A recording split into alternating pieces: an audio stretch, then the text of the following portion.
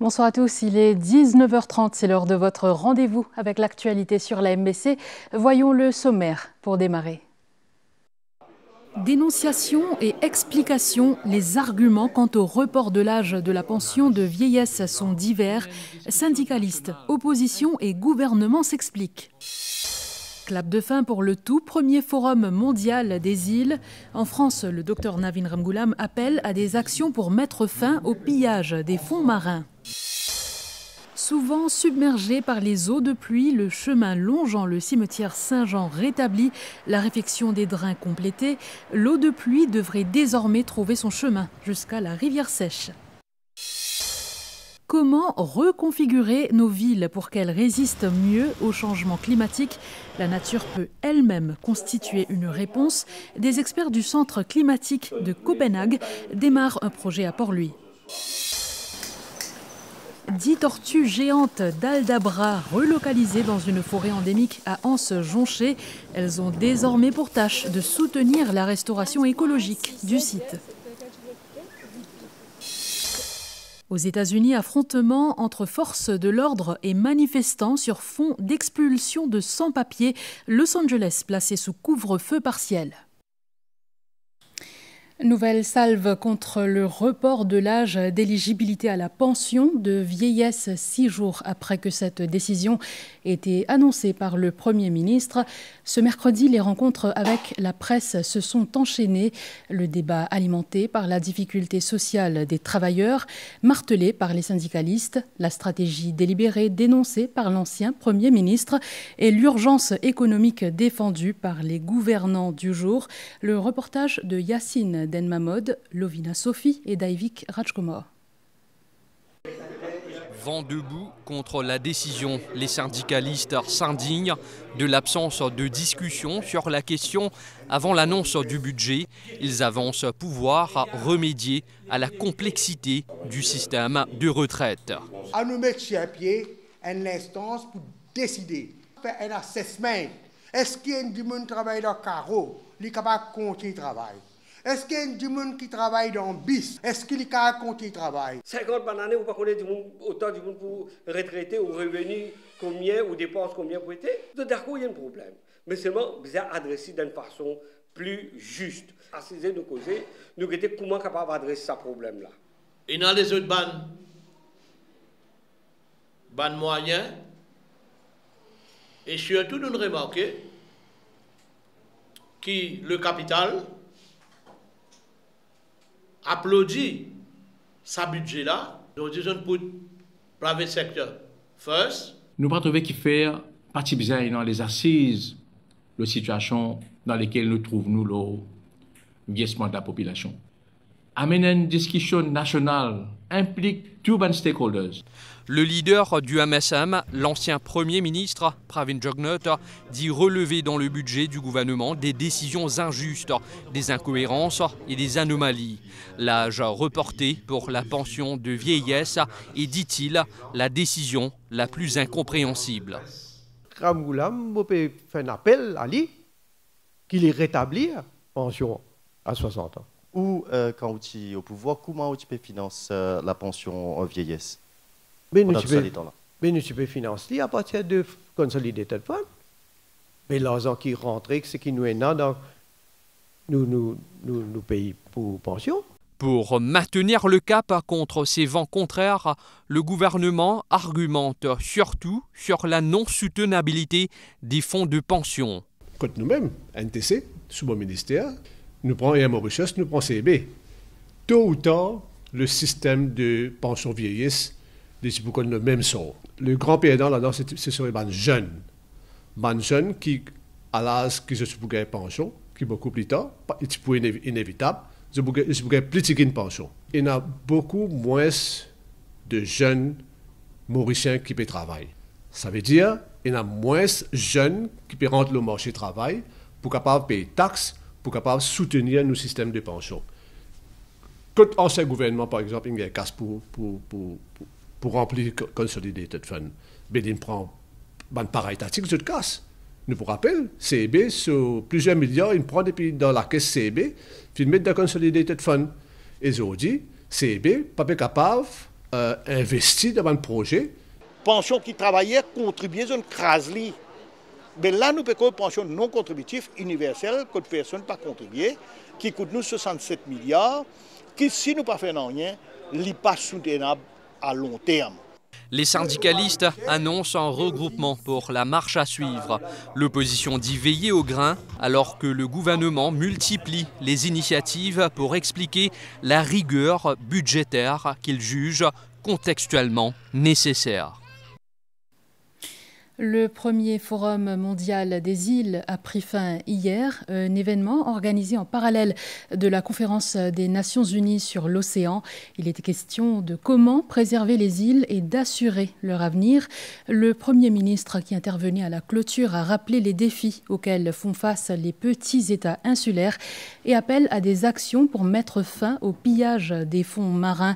Le compte-rendu de Valérie Kali avec les commentaires de Migan Ponapanaiken. Ce que le monde redoute en termes des effets du changement climatique, les îles le vivent déjà et elles savent comment se montrer résilientes, d'où le terme les îles laboratoires souvent évoqué durant ce premier forum mondial des îles.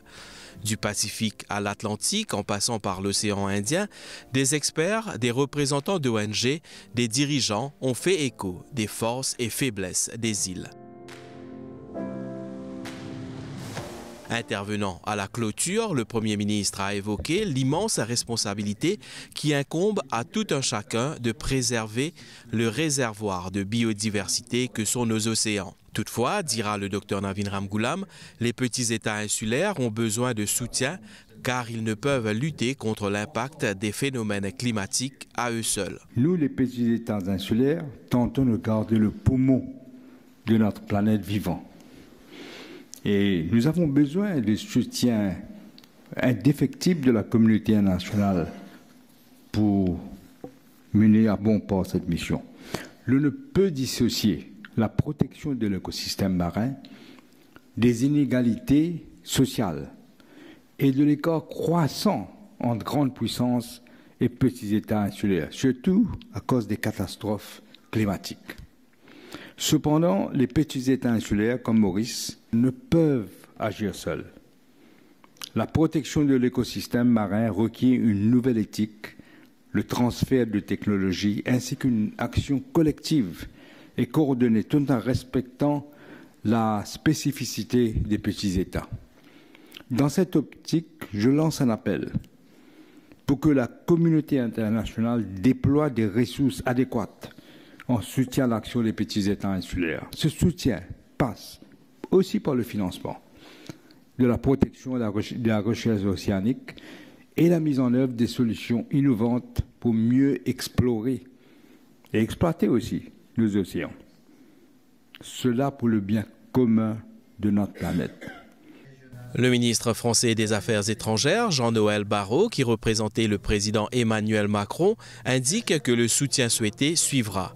Il annonce que le traité pour la haute mer pourra entrer en vigueur d'ici la fin de l'année, avec l'Indonésie qui vient de le ratifier. À Maurice, le navire de recherche Dr Fridtjof Nansen a jeté l'ancre à Port-Louis après 3 semaines dans l'océan Indien. Cette mission célèbre les 50 ans du programme IEF Nansen, un partenariat entre l'ONU et la Norvège pour mieux protéger nos océans. Le point avec Ajmal Moitob. Après 3 semaines de recherche intensive dans les eaux profondes de l'océan Indien, le navire Dr Fridtjof Nansen a jeté l'ancre à Port-Louis. Une arrivée symbolique qui marque les 50 ans du programme IEF Nansen, une collaboration entre les Nations Unies et le gouvernement norvégien pour la gestion durable des ressources marines. À bord, des scientifiques mauriciens ont pris part à cette expédition. Leur mission, cartographier les fonds marins entourant Maurice. Ce navire ont des instruments pour pouvoir justement imager, donner une image du fond océanique. Les fonds océaniques, c'est comme la Terre. Il y a des montagnes, il y a des vallées, il y a des rivières, il y a des volcans. C'est exactement la même chose, sauf qu'il y a 4000 mètres d'eau, dans certains endroits 6000 mètres d'eau, dépendant où on va, au-dessus de ça. On a fait quand même le tour de Maurice, on s'est concentré sur certaines régions où vraiment il manquait des données, et parce que ces données-là vont servir justement à plusieurs autres acteurs pour aller faire de l'étude. various kinds of equipment from measuring properties of the water. We have On y trouve également une très grande biodiversité, c'est-à-dire de nombreuses espèces de poissons, de crustacés et de plancton. Il s'agit d'une région très active en matière de biodiversité. Le vaste territoire océanique mauricien d'environ 2,2 millions de kilomètres carrés fait face à des défis. Le réchauffement des eaux dû au changement climatique, la pollution marine et la surpêche. Des menaces bien réelles pour nos écosystèmes fragiles. Nous avons besoin de la science pour comprendre la valeur des ressources existantes. Nous avons besoin de données pour aider les décideurs politiques à faire les bons choix, à vraiment protéger, conserver et explorer. C'est peut-être le pilier le plus important de notre coopération avec Maurice. Ce navire a visité les eaux mauriciennes à 6 reprises. Il s'agit d'un programme qui repose sur un engagement à long terme. Les données collectées seront remises aux autorités mauriciennes, une base scientifique essentielle pour l'avenir de nos ressources marines. Les données qui peuvent gagner, oui, il faut partager. Parce que nous avons des droits de propriété intellectuelle, au-delà de les données qui nous avons des recherches. Quand on ramasse ça, c'est la même cause de Dieu, donc cause de poisson été, donc nous cause de produits pharmaceutiques qui nous gagnent de la mer. Là, nous avons travaillé avec aussi Mauritius Institute of Biotech. Besoin de l'approche, pas à qu'un résident de Sahel, c'est besoin de l'approche collective. Et là, besoin d'une dimension commerciale. Depuis 1975, les océans ont été explorés par le programme IEF Nansen dans plus de 60 pays, soutenant la recherche et la gestion durable des pêches pour renforcer la sécurité alimentaire à l'échelle mondiale. Je vous le disais au sommaire, le projet de drain à Saint-Jean ainsi que les travaux entrepris pour élever le niveau de la Old Moka Road à proximité du cimetière sont complétés. Ce chantier, lancé en novembre 2023, vise à réduire les risques d'inondation en cas de forte pluie. Cet après-midi, les autorités se sont rendues sur place pour un constat. Madhvija Garnat. À Saint-Jean, plus d'1 an et demi après, les travaux d'aménagement ont pris fin. Ce drain, large de plus de 2 mètres et d'une profondeur de 1,5 mètre, a été aménagé à côté du cimetière. L'eau de ce drain sera acheminée vers Rivière-Sèche, un projet tant attendu par les habitants de cette région. Bien satisfait parce que longtemps, on a brûlé beaucoup. Il rentre cimetière, tout ça, là, pratiquement l'église. Là, il met ça un peu de hauteur. Bel soulagement. Il arrive 6 fois qu'il y a ce problème-là. Surtout ben habitant de l'avenue Colville, Belle-Rose. Et ça, on endommage beaucoup contre nous. Ben là, on trouve qu'il y a un gros lapin qui nous gagne en mosse. De là, qui dévie dans la rivière Sèche. Tout ça de là descend là. Le ministre Adja Ganès et les élus de la région y étaient ce mercredi après-midi. Le coup de pioche de ce projet d'envergure a été donné en novembre 2023. Aujourd'hui, nous mesurons 10 habitants de Cadbonne, du monde qui présente le cimetière, du monde de la région, qui a un problème qui finit gagner là, pour chose du passé, parce que nous avons un drain qui est bien fonctionnel, un drain qui est bien large. Donc c'était un gros projet qui coûte à peu près 180 millions de roupies. Outre l'aménagement de drains, des travaux ont aussi été effectués pour élever le niveau de la Old Moka Road à proximité du cimetière Saint-Jean. Cette route devrait être opérationnelle à partir du jeudi 12 juin.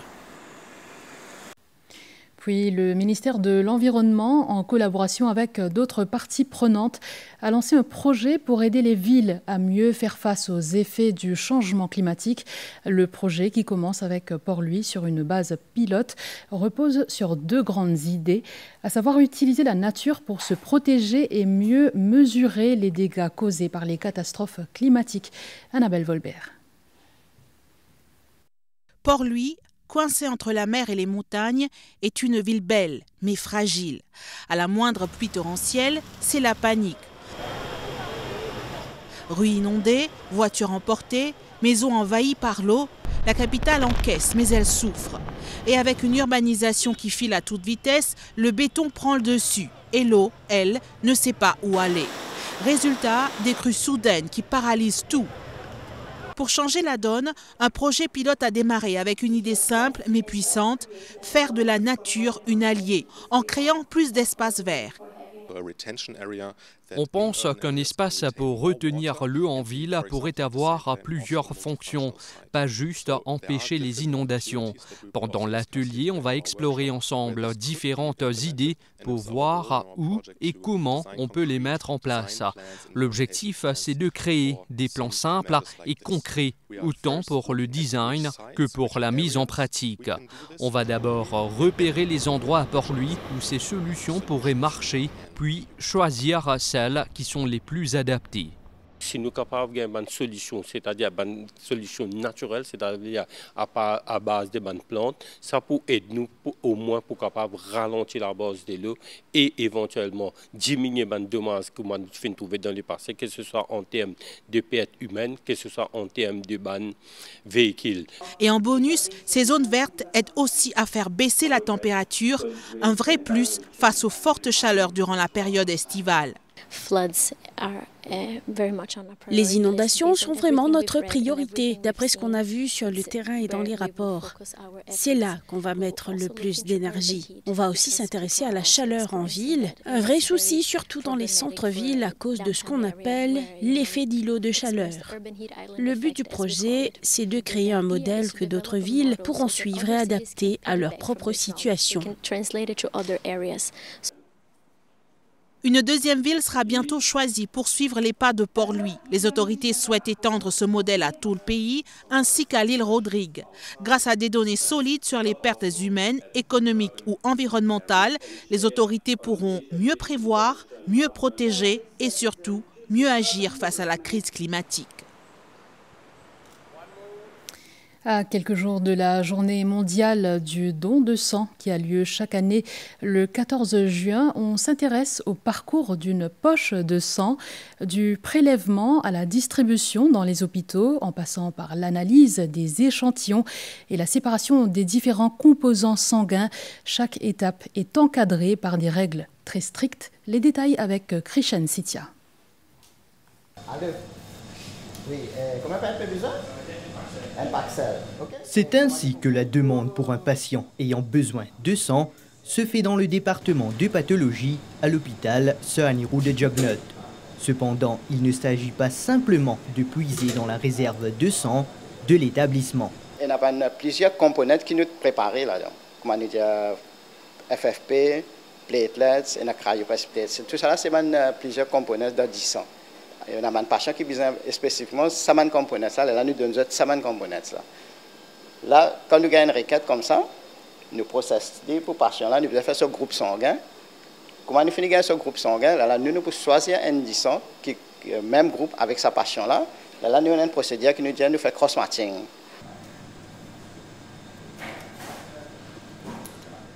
Le cross-matching est une étape clé du processus. Elle permet de s'assurer que le sang du receveur est compatible avec celui du donneur. C'est pas patient sur cellule avec ce plasma. Là, ce plasma-là, nous mettons dans sa main wells de sa main là, et en même temps, là, nous mettons sa disant donneur-là dans sa plasma-là. Nous incubons pendant 15 minutes à 37 degrés.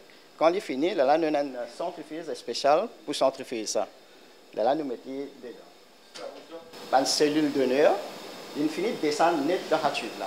Qui veut dire ça, c'est une disant qui est compatible avec sa donneur. Il ne va pas faire aucune réaction. Si tu prends une réaction, sa cellule-là, pas tu peux descendre dans la tube là. Là, tu peux rester là-haut de cela. Ça veut dire là, je peux dire que sa disant-là n'est pas compatible avec sa patient-là. Le sang, une fois préparé, est stocké dans ce réfrigérateur en attente d'être récupéré par le personnel infirmier. Il est transporté dans une glacière pour maintenir sa température jusqu'à son destinataire.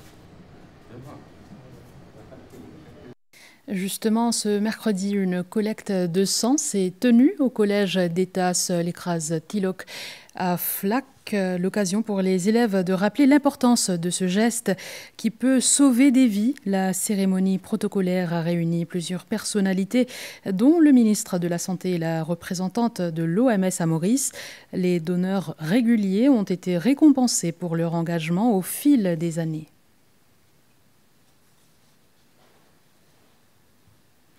Tout à fait autre chose. Opération crackdown cet après-midi à l'Espérance, quartier militaire. Les autorités ont découvert plus d'un millier de bonbonnes de gaz ménager entreposées dans un bâtiment. Un stockage illégal qui, selon le ministre Michael Sikuen, constitue un danger. Il propose d'amender la loi pour augmenter la limite de stockage de gaz ménager dans les stations-service. Cynthia Moutou. Il y aurait plus de 1900 bonbonnes de gaz ménager stockées dans ce bâtiment, selon le propriétaire. Ce dernier déclare avoir beaucoup de clients. Moi, je revendais, moi, qui à peu près 30 ans. Mais je démarre avec bien mes bonbonnes, mais avec à long terme, nous avons des clients régulièrement. Des clients poultry, bien doucement, nous augmentons. Qui, quand ils ont surtout, ils assurent domestiques. Ce type de stockage est non seulement pas autorisé, mais constitue également un danger. C'est pour cela que les autorités ont fait une descente des lieux. Il y a plus que 1000 bonbons de gaz dans un endroit fermé. Donc un stockage illégal, comme il était aujourd'hui, est très dangereux pour les habitants de l'endroit, est très dangereux pour même les gens qui habitent dans le bâtiment. Donc là, la police et aussi les pompiers peuvent prendre une action qui vise. Le stockage de bonbonnes de gaz ménager est bien réglementé, tout comme le nombre autorisé. Le nombre de gaz qui gagne droit à garder l'eau and filling station, qui va garder à l'extérieur, c'est 3300 livres de gaz. Quand on convertit en bonbonnes de 12 kg, les fait 137 bonbonnes de gaz qui gagne droit, qui est autorisé, garder l'eau and filling, mais l'extérieur. Et pour pallier au manque de gaz ménager dans certaines régions, le ministre propose d'amender la loi qui date de 1962 et d'augmenter le stockage dans les stations-service. Des discussions sont en cours. De la Vanille Nature Park à Rivière-des-Anguilles à la vallée de l'Est à Anse-Jonché, c'est un voyage peu ordinaire qu'ont effectué 10 tortues géantes d'Aldabra tout récemment. Elles ont été relocalisées dans une zone de forêt endémique protégée et restaurée par l'ONG Ebony Forest. Ces tortues joueront un rôle actif dans la préservation de la biodiversité de cette forêt. Sarah Ono a suivi cet exercice. Les images sont de Vénou Païdégadou. Il est 8h30 quand 10 tortues âgées entre 7 et 15 ans et pesant déjà jusqu'à 80 kg malgré leur jeune âge se préparent pour quitter la Vanille Nature Park à Rivière-des-Anguilles, l'unique parc zoologique du Sud. Une étape émouvante pour ceux qui les ont élevées depuis leur éclosion. Et là, je peux aller un petit peu triste parce que je peux éloigner avec nous. Mais là, normalement, les autres tortues en gros, là, nous en gros, donc on fait un travail là. L'équipe de la vanille, tu peux que ça va tortue là depuis les autres bébés. Maintenant, passe la main à Vallée de l'Est. Ben aussi, maintenant, c'est pour regarder la tortue. Ces tortues s'apprêtent à entreprendre pour la toute première fois un voyage des plus atypiques. Un transfert à la Vallée de l'Est dans une forêt endémique qui deviendra leur demeure. À leur arrivée dans la zone protégée, une chaîne humaine se met en place. Des jeunes engagés, employés et stagiaires d'Ebony Forest transportent une à une les tortues dans des bacs à travers les sentiers. Pour arriver à leur nouvelle demeure, il aura fallu traverser une forêt endémique se trouvant sur des pentes pendant une quinzaine de minutes. Fais attention de moi. Ouais, ça descend là. Les tortues découvrent enfin leur nouvel environnement. Cette tortue-là, on l'a ramenée parce que c'est ce qu'on appelle une espèce clé de voûte. C'est-à-dire une espèce aussi qu'on appelle écosystème engineer. Donc ce que cette tortue-là fait, elle va contrôler les espèces exotiques en les mangeant. Elle va aussi aider à replanter la forêt en mangeant les graines des arbres endémiques parce qu'il y avait un certain mutualisme. Donc les tortues ont la nourriture avec les arbres et les arbres se font disperser par les tortues. Des géantes paisibles, encore jeunes, mais déjà essentielles. Leur impact sera durable et conséquent au fil des années pour cette forêt. Aux États-Unis, en proie à des affrontements depuis bientôt une semaine, un couvre-feu est entré en vigueur hier soir dans le centre de Los Angeles. La police a interpellé plusieurs personnes qui ne respectaient pas cette décision. Voyons tout cela avec Megan Ponapanaiken. Au 5e jour d'affrontement entre forces de l'ordre et manifestants opposés aux expulsions musclées de sans-papiers, la maire de Los Angeles, Karen Bass, a instauré un couvre-feu dans le centre-ville. Cette mesure, qui vise à mettre fin aux actes de vandalisme et de pillage, est en vigueur de 20h jusqu'à 6h du matin. Depuis vendredi, la deuxième plus grande ville américaine, à forte population d'origine hispanique, et le théâtre de heurts entre protestataires dénonçant des raids de la police fédérale de l'immigration et des forces de l'ordre en tenue anti-émeute. We need immigrant workers in this city really badly. We've just gone through devastating fires. We've lost 14,000 structures. And if you look at who builds this city, it's immigrants. Le président républicain Donald Trump, qui fait planer la menace de recourir à l'état d'urgence, a ordonné le déploiement de milliers de militaires supplémentaires. What you're witnessing in California is a full-blown assault on peace, on public order, and on national sovereignty carried out by rioters bearing foreign flags with the aim of continuing a foreign invasion of our country. We're not going to let that happen. De son côté, le gouverneur démocrate de Californie, Gavin Newsom, tente de l'en empêcher par voie judiciaire. 25 personnes ont été arrêtées dans la nuit d'hier. Selon les médias, Los Angeles aurait connu sa nuit la plus calme depuis une semaine. Dans la région, au Soudan du Sud, les communautés peinent à faire face à la menace croissante que représente le changement climatique. Il s'agit d'une situation extrême avec des vagues de chaleur ou encore des inondations, comme vous le verrez dans ce reportage de Ria Rambojan. Ici à Bantiu, les communautés subissent encore les conséquences de la crue massive du Nil. Cela s'est produit en 2020 et depuis, le niveau d'eau n'a jamais diminué. Solomon Yen, responsable du camp de déplacés, fait ressortir que la vie était meilleure avant les inondations.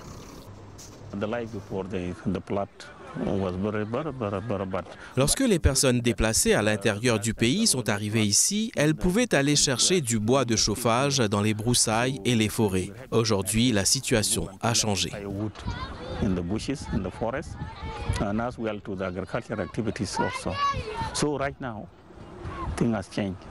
À l'époque, les ingénieurs pakistanais de la mission des Nations Unies au Soudan du Sud, en partenariat avec les agences humanitaires et les autorités gouvernementales, se sont rapidement mobilisés pour construire un vaste réseau de digues. Cette mesure de prévention fragile permet de maintenir la zone à flot. Les ingénieurs effectuent également une surveillance hebdomadaire du niveau des eaux pour détecter rapidement toute augmentation. Cette année-ci, les précipitations cumulées devraient augmenter de plus de 50%. Si les perspectives sont sombres, la résilience et la détermination des habitants de Bantiu demeurent intactes. Ils ont trouvé de nouveaux moyens de survie, la construction de canoës pour pêcher et s'aventurer loin. Si les efforts ont quelque peu porté leurs fruits, il ne fait aucun doute pour cette population que les chocs climatiques imprévisibles continueront de créer de nouvelles menaces. Également dans l'actualité, lundi, les passagers qui se trouvaient sur le bateau parti d'Italie pour briser le blocus israélien à Gaza ont été arrêtés par l'armée israélienne. Parmi les 12 militants pro-palestiniens du bateau, il y avait la militante Greta Thunberg. Megan Ponapanaiken nous en dit plus. La Suédoise Greta Thunberg était parmi les 12 militants pro-palestiniens à bord du voilier humanitaire Madeleine, intercepté dans la nuit de dimanche à lundi. Le voilier s'était approché de Gaza en dépit des mises en garde d'Israël qui avait donné l'ordre à son armée de l'en empêcher. Selon les autorités israéliennes, l'opération s'est déroulée en toute sécurité, mais les militants qualifient leur arrestation d'illégale. My name is Greta Thunberg and I am from Sweden. If you see this video, we have been intercepted and kidnapped in international waters by the Israeli occupational forces or forces that support Israel. Greta Thunberg a été renvoyée en Suède par Israël après avoir tenté de briser le blocus humanitaire à Gaza par la mer.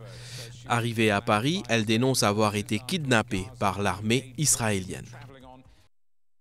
Direction le Costa Rica en début de semaine. Les autorités locales ont saisi plus de 3400 kilos de cocaïne dissimulée dans un conteneur de fruits frais destiné au marché européen. Selon le ministère de la Sécurité publique, cette saisie porte le total de cocaïne interceptée dans les ports du pays à plus de 13 tonnes depuis janvier. Voilà, c'est ainsi que se referme ce journal. Merci de l'avoir suivi. Bonne soirée sur les chaînes de la MBC.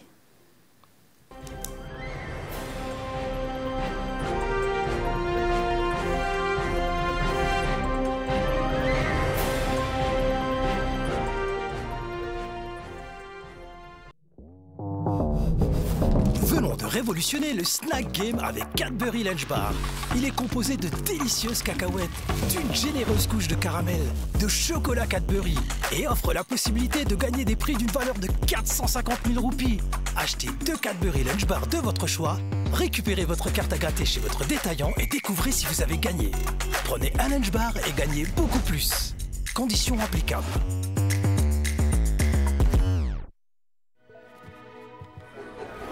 Il faudrait plusieurs vies pour profiter de Canal+. Ou encore passer en scène pour choisir au programme avec Canal+. Fini série carré brûlée. Stream au programme à la demande. Plonge dans un immense catalogue avec Blockbuster, Fexoti Cinéma, Netflix, HBO. Bien se passer. Bollywood. Et bien plus encore, l'eau tout l'écran. Canal+, votre expérience streaming en live et à la demande au même endroit. Zame son morikofi, sauce à l'air et sauf molégué. Zame son morikofi.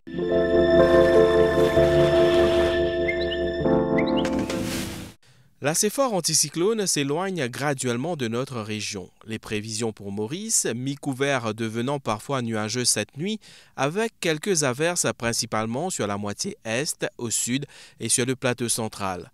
La température minimale variera entre 14 et 16 degrés Celsius sur le plateau central et entre 18 et 20 degrés Celsius dans les régions côtières.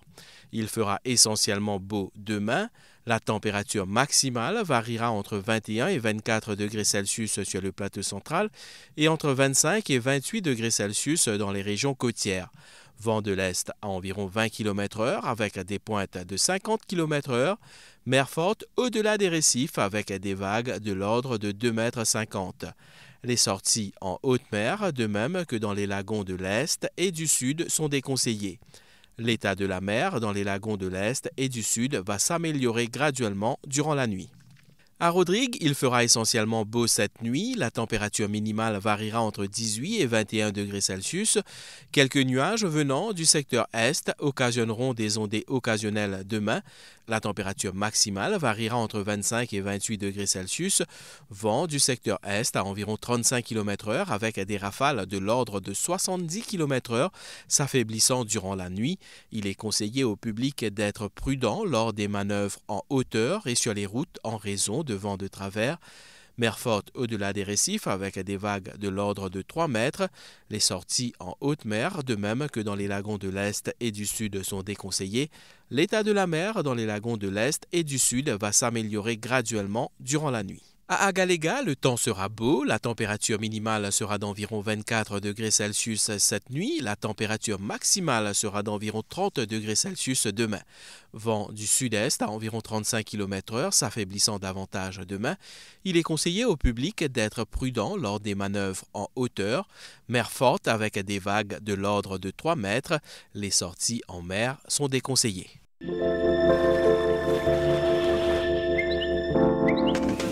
Zame son morikofi, sauce à l'air et sauf molégué.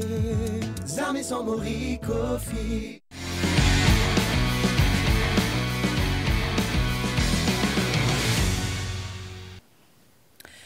Bonsoir à tous. De l'athlétisme pour démarrer avec cette superbe prestation de Jérémy Lara-Rodeuse aux 110 mètres et il a pulvérisé le record national, le ramenant à 13 secondes et 31 centièmes, améliorant ainsi son propre record par 19 centièmes. Cela s'est passé hier soir dans une des séries du meeting de Montreuil en France. On vous propose tout cela en images. Allez, première série du 110 mètres pour l'instant, avec un bon départ de Willem Bellossian. Willem Bellossian, couleur numéro 4 qui est pas mal dans l'allure, qui est bon dans le tempo. C'est bien pour Willem pour l'instant, il faut continuer comme ça. Willem Bellossian qui est devant, Willem Bellossian attention le retour. Et même si Jérémy Lara-Rodeuse est à 4 centièmes des minima requis pour les championnats du monde prévus du 13 au 21 septembre au Japon, le Mauricien de 24 ans est déjà sûr de participer aux mondiaux de Tokyo grâce à l'association mauricienne d'athlétisme. Avec un chrono de 13,31, Jérémy Lara-Rodeuse occupe la première place sur le plan africain aux 110 mètres et hippisme avec un début possible de la nouvelle saison le 26 juillet prochain et qui pourrait prendre fin le 20 décembre. Ces informations découlent d'un document interne qui circule actuellement et qui fait état aussi d'un total de 17 journées et de 5 breaks. Mais le Mauritius Turf Club, à travers un communiqué, précise que c'est un papier consultatif et qu'aucune décision n'a été arrêtée. Il y a des échanges à ce sujet avec les entraîneurs et aucune demande n'a encore été faite auprès des autorités. Une actualité à suivre dans les prochains jours. Parlons de la gymnastique à présent avec la tenue durant le week-end écoulé du championnat national de parcours. C'était au GIMAC de Grand-B. L'événement avait réuni une vingtaine de participants et reflétait l'essor de cette discipline urbaine, encore jeune à Maurice, mais déjà très prisée par la jeunesse. Koyel Sittel. Agilité et spectacle, le championnat national de parcours a tenu toutes ses promesses. Sous les yeux d'un public conquis, les athlètes ont rivalisé d'adresse. Parmi eux, Antoine Chemaz, 13 ans, passionné par cette discipline qu'il pratique avec enthousiasme. Quand j'étais petit, du coup pour échapper à ma maman qui me courait souvent après, j'ai dû développer de courir très vite. Et c'est comme ça que j'ai découvert que j'aimais beaucoup sauter de partout et grimper un petit peu n'importe où. Je faisais déjà souvent ça à la maison, sauter des balcons, grimper les maisons, courir vite. Du coup, ça s'est mélangé et on a découvert la gym garçon. C'est pour ça que je l'aime. Le parcours, discipline encore jeune à Maurice, mais qui attire de plus en plus. First time actually the competition here at GIMAC at our facility. It was amazing. The athletes performed beautiful performances. And it's slightly different to see a gymnastics. So I was very happy to see the sport developing here. Notez que pour cette compétition, une vingtaine de participants étaient en lice, de bon augure pour la suite. Football sur le plan international, le Brésil s'est qualifié pour la prochaine Coupe du Monde en battant aux petites heures du matin le Paraguay par 1-0. Match nul d'un but partout entre l'Argentine et la Colombie. En amical, cette fois, victoire historique du Sénégal qui devient la première nation africaine à battre l'Angleterre. Les détails avec Rajiv Ganpat. Les Anglais ouvrent pourtant le score dès la 7e minute grâce à Harry Kane. Les Sénégalais reviennent dans le match à la 40e sur un but de Sarr. 1-1 à la pause. Diarra donne l'avantage au Sénégal à la 62e.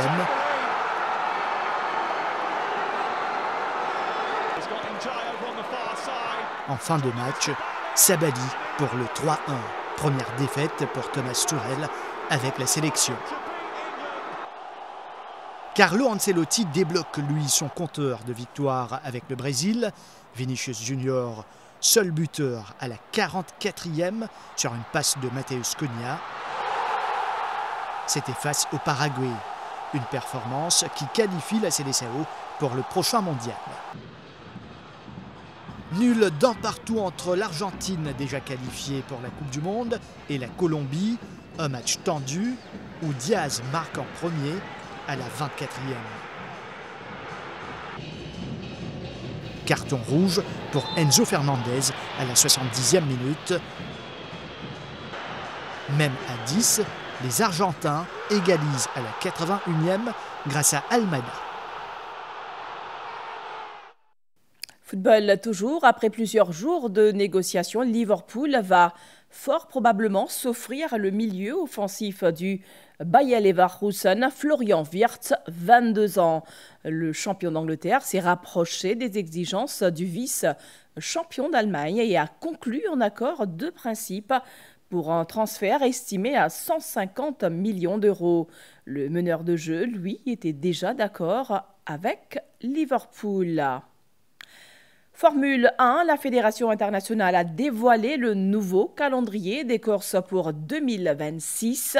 Au total, il y en aura 24 avec des débuts le 8 mars en Australie et un grand final à Abu Dhabi le 6 décembre 2026. Rajiv Ganpat. Début de saison le 8 mars en Australie et fin de saison le 6 décembre à Abu Dhabi. 24 courses au total en 2026. Le Grand Prix d'Émilie-Romagne à Imola disparaît au profit de celui de Madrid. Placé en septembre, Miami et le Canada sont regroupés. Le Grand Prix de Monaco se tiendra donc en juin. Pour une saison marquée notamment par de profonds changements techniques, le calendrier prend en compte les contraintes liées au voyage aux quatre coins du monde, en plaçant donc le Grand Prix du Canada après celui de Miami en mai, ce qui permet de regrouper les 9 courses européennes en période estivale. Cette modification veut aussi dire que la Formule 1 restera en Europe sans discontinuer de juin à mi-septembre. Concernant la présente saison, c'est le Grand Prix du Canada à Montréal qui retient l'attention pendant le week-end. Oscar Piastri est en tête du classement mondial devant Lando Norris et Max Verstappen.